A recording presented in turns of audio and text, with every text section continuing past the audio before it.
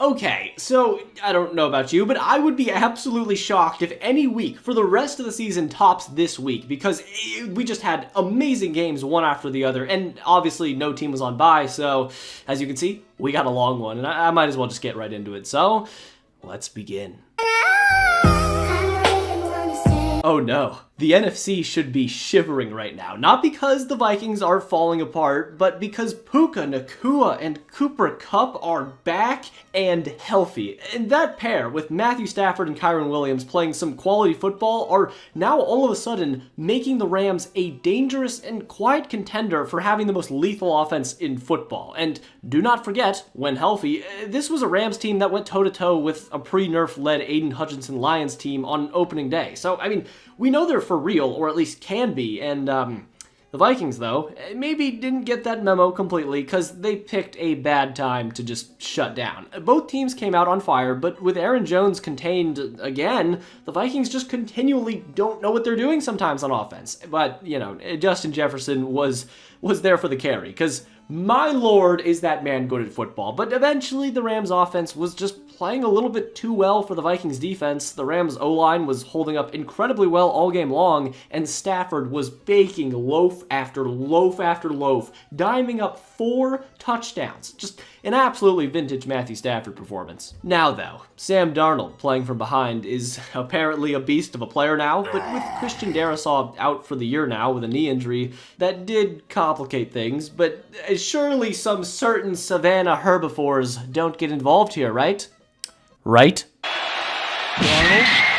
Look out, safety! Well, that's just a damn shame. I don't actually think that this face mask call would have impacted the game because of the way the momentum was turning, but there's no way to know for sure, and there were also some not great calls throughout the game, so it sucks to see games like this. But I still don't think this is anywhere near the end of the world for the Vikings. They still fought hard with a team that's a lot better than most people give them credit for, and Sam Darnold is still playing some solid football, so as long as Brian Flores can, fix some things, I got no problems with the Vikings. But now let's get into the real comedy show of the week. I hate being seen as a bad guy. I hate it.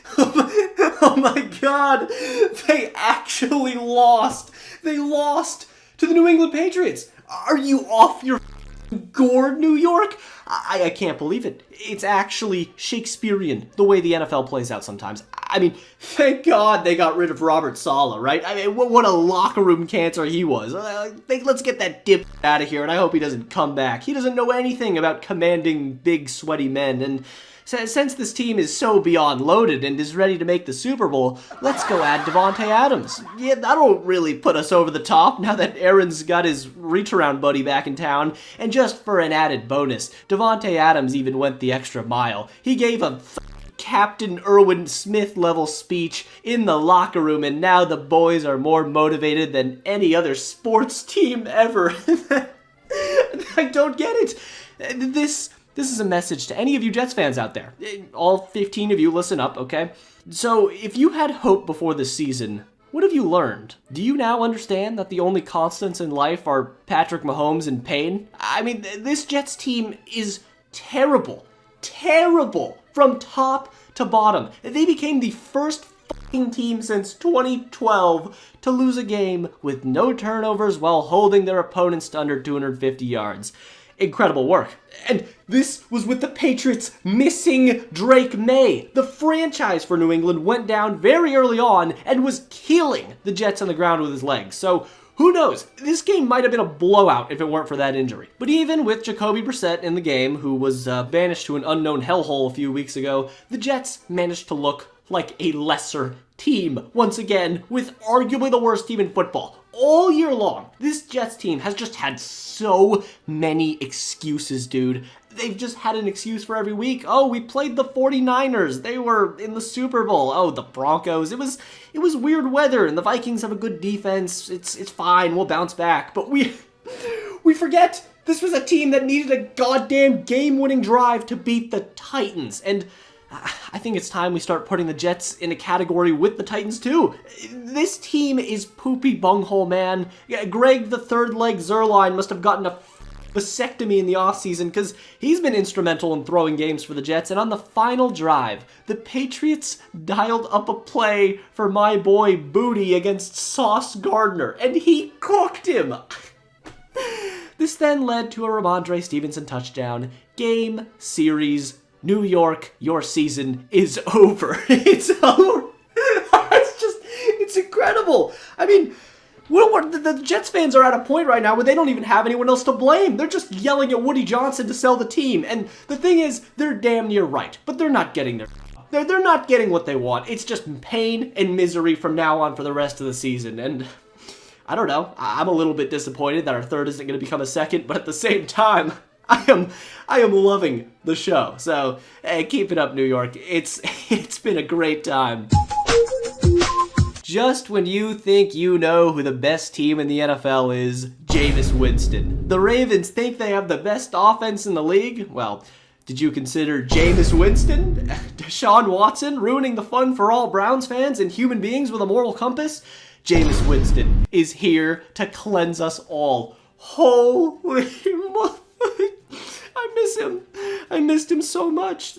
For anyone that wasn't there for the greatest season ever played during his 30 touchdown, 30 interception season, this game was a mere glimpse into the greatness that Jameis Winston can bring to the table, and boy were his assets on full display. I'm glad the man hasn't developed at all. I mean, the game damn near started out with a Jameis pick, but after that, it was clear that this was going to be a dogfight all the way through, because this Browns defense is still very solid. They're not as good as they were last year, but they're still good. And in this game, the Browns' elite shutdown cornerback duo of Denzel Ward and Rashad Bateman were making sure the Ravens had no momentum in the receiving game all day. But yeah, the Browns season is over. We know this. But the game was just so fun. The cloud of misery Deshaun Watson brought to this team is still there and will return. But for now, Cleveland, just enjoy these small victories in battle. Trust me, it's needed for your mental health, but for how cool it was that Winston was dealing. Ravens, what's happening?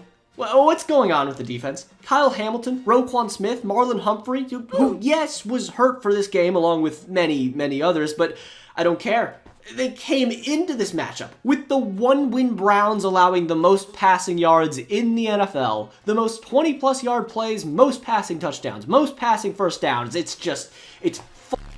pathetic. So, although I wasn't actually personally shocked that they got burned by Jameis, I definitely was disappointed. But the Ravens also just did usual Raven stuff. Now, don't get me wrong, Justin Tucker might actually be somewhat of a liability now from 50+, which is terrifying. And the Ravens had too many drops to even count. But then we got to the final drive where Jameis Winston giveth and Jameis Winston taketh away. The crab guy almost threw the game again with a game-losing pick, but Kyle Hamilton dropped the ball. Okay, well, if you can't capitalize on Jameis's mistakes, you will face his wrath. And the Browns got a walk-off touchdown, and after a pretty stressful defensive stand, the Browns pulled off the upset against the MVP of the league. What a game of football. In just one game, one singular National Football League exhibition game, Jameis went for 334 yards, 3 touchdowns, and no picks. I mean, he should have had like 4, but he didn't, okay, so it counts. And in literally one game, Jameis Winston has damn near been better than any Deshaun Watson single game performance as a Brown ever. Just enjoy the Jameis ride, Browns fans, because it is a wild one. Ugh. Cincy, why? We're at that point right now in the season where games like these decide the trajectory of team seasons, and the Bengals did not step up to the occasion. It's over. It's over. To be honest, the only reason they were in this game after the first quarter was Joe Burrow. He and Jamar Chase were literally doing everything for this team, but outside of the hero ball from those two, their play calling was really holding them back, and the Eagles' defense started winning the war. They weren't even getting a ton of pressure, but the Eagles just took away the run game completely, and with what I'm saying, you'd think the Bengals' offense was the reason they lost this game. Well, yeah. Nope.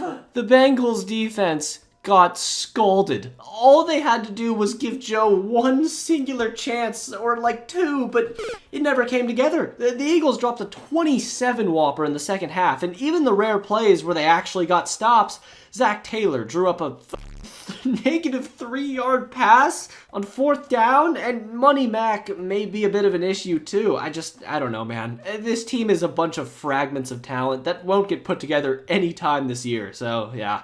I admit it, I was wrong. The Bengals will not be winning the Super Bowl, so I'll just go fuck myself with that. But hey, Philly played their most complete game of the entire season. Jalen Hurts played absolutely amazing with 4 total touchdowns, and that dagger to Devonta Smith was a thing of beauty. So credit to Philly. They played an amazing game, but I don't know. Me personally, I still just wonder how much of this was Philly actually being good and how much of it is the Bengals defense just being a bottom 3 unit in the NFL. The crowd goes wild. Oh! Well, I'm gonna be blunt with you here. I had a whole Cardinals rant ready. I was about to go off on the play calling, damn near eating my mic and screaming for a solid 3 minutes, but the Cardinals shocked me.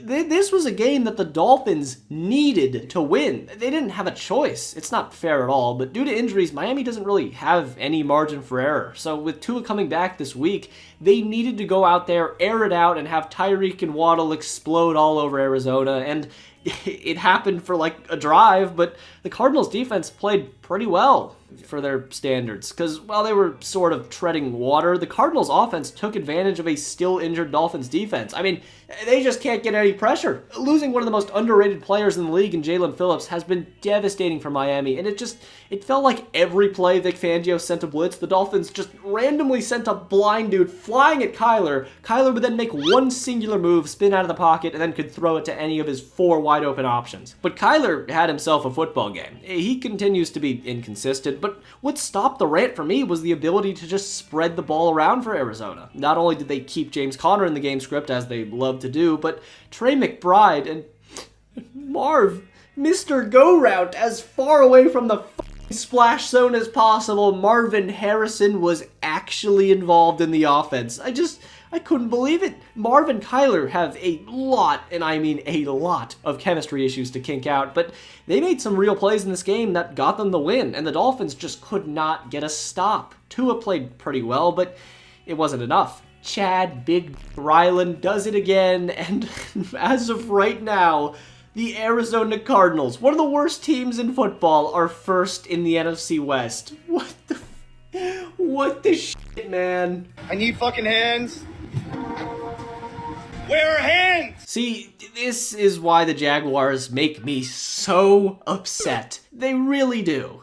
For both teams' sake, let's pretend the first half didn't happen, because, you know, it was not a good look for either teams. But the second half was pretty fun. Obviously, the Jordan Love injury is rightfully going to take all the headlines from this game, but every early report we've gotten so far seems to be relatively optimistic, so that's cool. But 2 injuries before week 8 on your quarterback is not a good sign for long-term health. But this led to another Malik Willis appearance and another win. It's kind of funny, but I'm not sure the Packers win this game if Jordan Love stays in there, because the Packers were completely pivoting to a Josh Jacobs approach in the second half, and it got them a 10-point lead. Then, though, Trevor Lawrence reminded everyone he was the number 1 pick for a reason, and he gave it everything he had. Yes, he had that fumble that sort of ended up costing him the game in the end, but like I said, the first half was absolute shit, but T-Law showed up in the fourth quarter. But that's the fucking problem. Just like with the Bengals, Trevor Lawrence shouldn't have to play a perfect game without Brian Thomas and Christian Kirk now out for the year to even have a chance at a game versus a backup quarterback. And to make it even funnier, Malik Willis called game to Jaden Reed, and Brandon McManus, once again, the alleged women respecter, did it again too, but man, this is just still not the game you want to see from the Packers. They can't get on the same page. The offense and defense need to be actually playing synchronous football, and that hasn't happened yet. So pray for Jordan Love's health, because you're going to need him. Congratulations, Atlanta. The franchise quarterback has arrived. I mean, kinda. I think what I'm trying to say here is that Kirk Cousins is still Kirk Cousins, which is exactly what you paid for in the offseason, but I also think that Zach Robinson deserves a lot of credit for not only this game, but for evolving the Falcons' offense throughout the season as a whole. They've pretty much been able to switch off week after week from which skill player they want to run the offense through given the matchup, and I think that's just really impressive. And Baker Mayfield was also really, really good. 330 yards, 3 touchdowns, and a few picks is kinda nuts, with his leading wide receiver being Raheem Jarrett. Wikipedia needed to help me out on figuring out who he was, so I think there's not really a way of labeling Baker Mayfield not a top 10 quarterback in football at this point. But although the score was close for the most part, the game wasn't. Yes, it was a little bit more nerve-wracking than you'd probably like as a Falcons fan, but you know, you also had Kyle Pitts' near Deshaun Jackson catastrophe that almost happened and would have flipped the game 180, but the safety was really the only thing keeping this game mildly close, and they ended up winning another game that all contending teams have to win. So, I mean, you can't really get mad at them for getting the job done against one of the most injured teams in football, who also lost Levante David and, oh no, no! Not Sterling Shepard. Oh God, that was the key moment right there when Giants legend Sterling Shepard left the game. But let's not get ahead of ourselves here. The Falcons are not anywhere near up there with the Lions and a healthy Niners team in the NFC. Their defense is shit. Like actual human fecal matter. Jesse Bates is a one-man machine back there, and he is pretty much single-handedly holding their secondary together with cotton balls and Vicodin. So I don't know, this is still not a formula to win for me. You can't keep relying on Kirk to drop at least 35 a game, and also, Younghoe Koo missed a field goal too to keep the Bucs in it. What's going on with kickers this week? Oh, JB! I feel like this is the 5th week in a row where the Texans get a win, and we're all just like, well, at least they won. Like, when are the Texans going to get that blowout CJ Stroud 4-touchdown dubski that we all know can happen, but at the same time, it's still hard to complain about a win, but yep, it's time, I think, maybe, I don't know. I've gone through battles with myself back and forth, but I think I'm ready for the Anthony Richardson funeral. Now, look, I'm rooting for the guy. The dude seems like a genuinely great person, and I wish him the best with his future development as a player, but how ever. I don't think he played as bad as some people are saying, but he is playing like hot ass right now. He was around 4 for 17 at one point in this game and basically had his own butt fumble. I still don't think his style of play is just not indicative to winning right now, and he is the definition of a high-risk, high-reward player on every single time he drops back. And he really did make the worst play of the entire game, throwing a horrendous pick right before the half, leading to the Tank Dell touchdown. So he just needs to be better in way too many departments to count right now. I don't know, dude. I'm right on the edge of a full-out rant, because I don't think he's Caleb Williams or Jaden Daniels and never will be, but I also don't think he's Zach Wilson or Kenny Pickett, but, you know, taking yourself out of the game is not a good start, but AR also had a chance to win it. It was right there. After the Texans also failed to close out the game with a huge fumble, Anthony Richardson just proceeded to go 3 and out, and with a struggling O-line, the Colts didn't even get a chance at a Hail Mary. So, I don't know. This wasn't a game they were supposed to win at all, but at the same time, they had a chance to grab the division and make a run for the playoffs, but now they are going to be fighting an uphill battle for sure. And for the Texans, like I said, whatever, a win is a win, but Stephon Diggs' career as a Texan may just be done. So that's pretty rough, not gonna lie. We fucking curb stomped the Titans today. I lit up those bums for 3 touchdowns. You know, you love to see the Mason Rudolph masterclass from the Titans.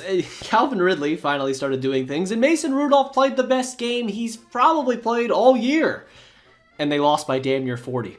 We really didn't learn anything from this game because, you know, the spread was absurd for a reason. The Lions may or may not be the best team in the entire NFL, but they have the best offense in the NFL, and that is completely inarguable, especially with the Ravens' meltdown today. But, you know, really everything went the Lions' way when it came to scoring points. Tennessee couldn't even remotely stop their special teams, and the defense for Detroit is still a concern for sure, but it's still not like a bottom 10 unit or anything, so I would say Lions fans, just enjoy this. Enjoy moments like these, because this season as a whole may never ever happen again if this keeps up, because you guys got something special over there.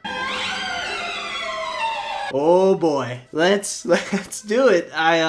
Honestly, this game was pretty underwhelming.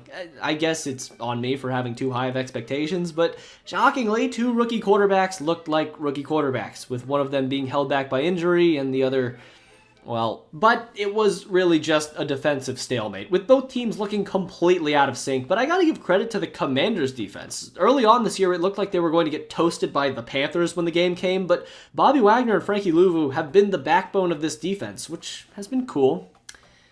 Alright, I've stalled enough. Let's get to the part that really matters. So the Bears began to come back. Like, the Commanders were completely collapsing into oblivion. Now, granted, the Bears were doing their own thing, collapsing too, with a nice little fumble on who knows what this play even was, but Caleb Williams still had a chance to go down the field and get a game-winning drive after the defense, by inches, made a clutch stop. Thanks to the announcers for bringing up the index card again, by the way. Much appreciated, always a good time. But Caleb, he did it. He drew a pass interference on Keenan Allen, and the Bears finally leaned on the run game and gave the ball to Roschon Johnson.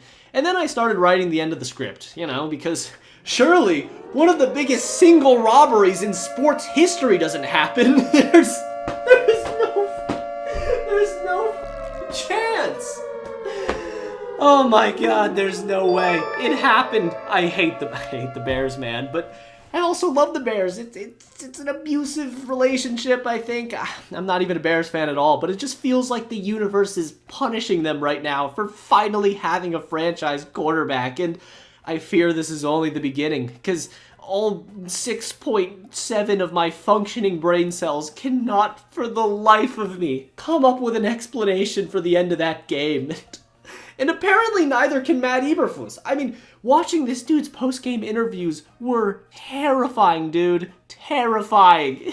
Hey, Matt, why is the offense broken? Hey, Matt, why'd you rush 3 players? Hey, Matt, why is your wife dry? Every single question, the man just says, oh, it's all gonna be fine. Our guys fight hard. My men are solid. We just need to execute better. Yeah, that's what it is. Execution. That's why Caleb Williams had 30 passing yards deep in the third. Execution. Surely this f***ing Creighton has nothing to do with it. I'm about to blow a fuse, man. I've never seen anything like this before. It was so bad we got apologies. The players were saying sorry. We haven't seen that since, like, the 49ers massacre on Thanksgiving in 15. Truly, this was one of the greatest games we will ever see. Remember where you were when the Bears absolutely collapsed.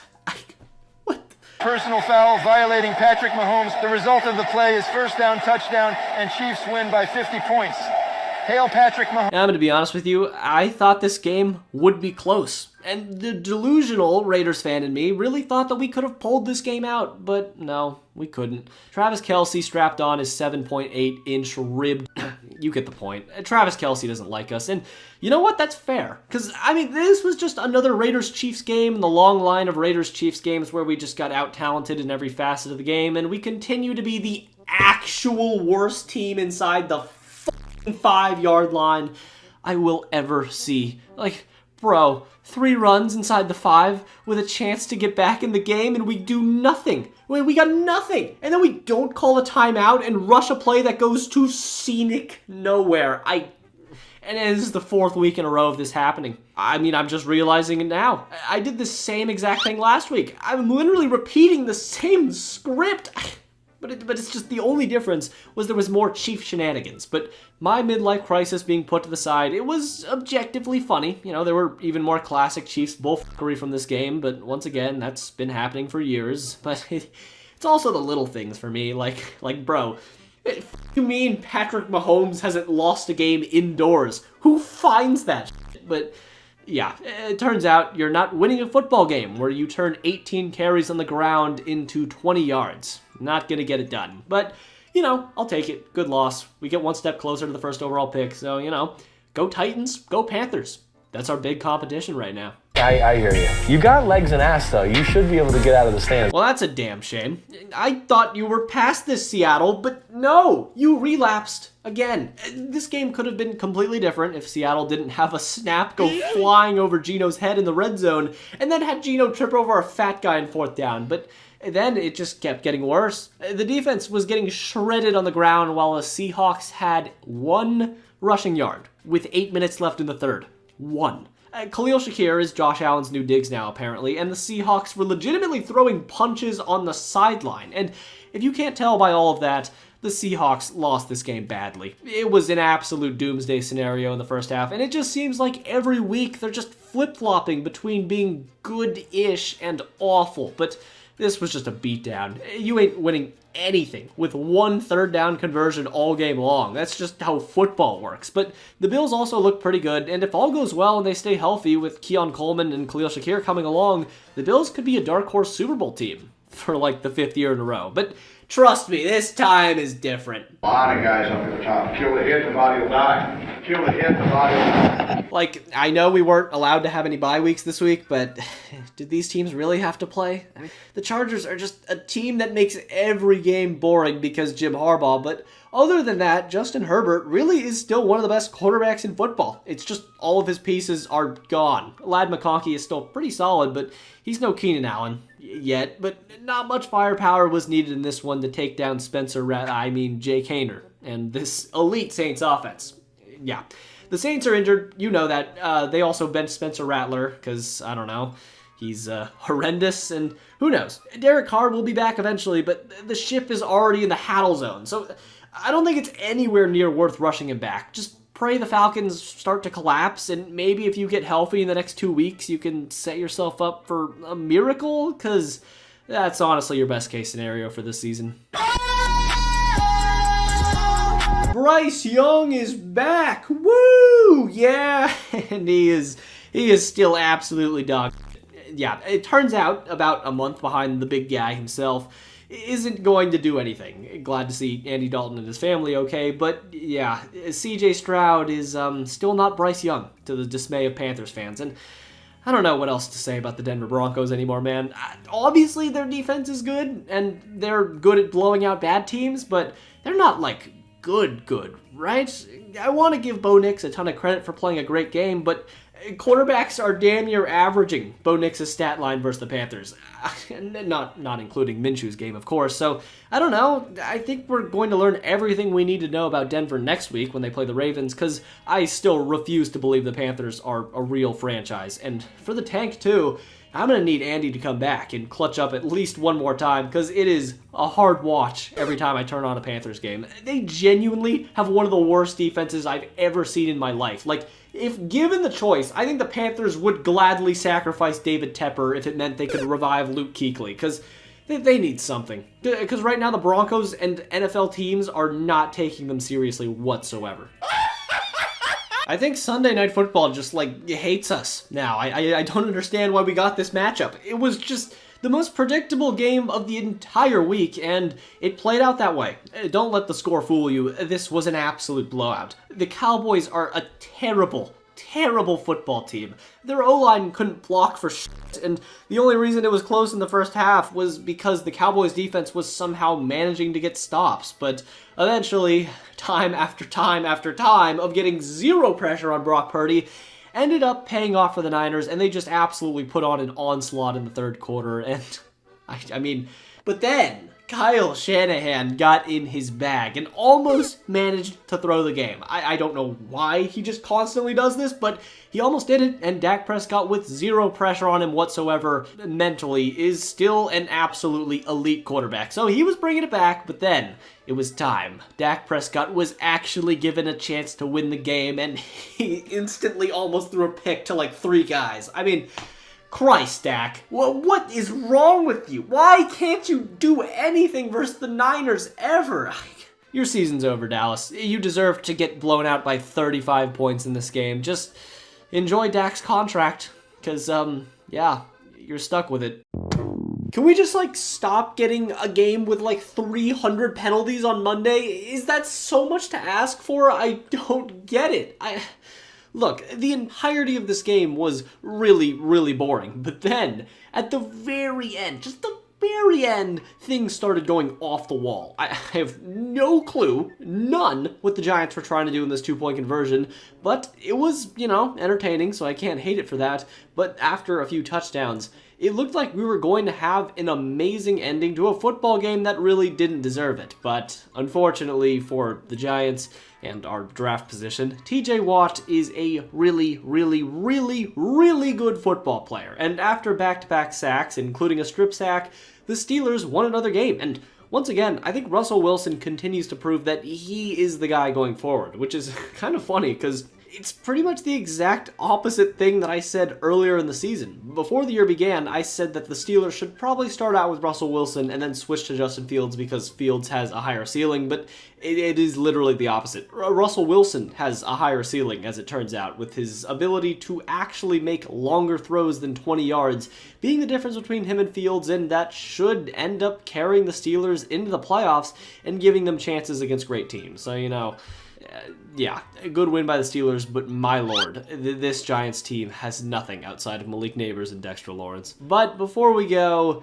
you know what time it is. It's time for the Tubfrog Discord Awards, where I turn to you, the people, to see what you thought were the best and worst plays and players from Week 8. And without further ado, let's begin. Because, I mean, we can just wrap this one up, right? The best play from Week 8 wasn't even close. I gave you a lot of options, and the Bears... I don't even want to talk about it. The Hail Mary it's going to be the best play all season, and nothing's really going to top it. And then I asked what the worst play was from Week 8, because we're trying something new, okay? So I was actually a little surprised. It was, well, I guess I'm not surprised. The Giants-Colts thing happened on Monday, so it was a last-second inclusion, but it ended up taking it in an overwhelming... Oh, Jesus, man. Honestly, no, we may never see a play that bad again. It was incredible. And then I asked what the best game was from Week 8, and I actually think this week was amazing, but, you know, it was still a blowout because Ravens-Browns was that good. But I don't know how Bears-Commanders got that many votes. It was a terrible game until the Hail Mary, but it is what it is. And then I asked what the best individual player performance was from Week 8, and Jameis Winston. I mean, Jameis is balling out in 2024.